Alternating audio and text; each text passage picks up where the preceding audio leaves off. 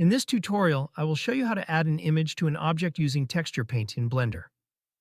Prepare your object first. Make sure your object is selected in the 3D viewport. Before you can paint on your object, you need to apply a texture to it. Go to the Material Properties tab and click New to create a new material for your object.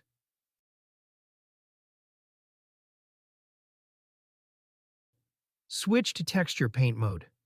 Once your object is prepared with a texture, change the interaction mode from Object mode to Texture Paint. You can do this by clicking the drop-down menu at the top left corner of the 3D viewport and selecting Texture Paint from the list.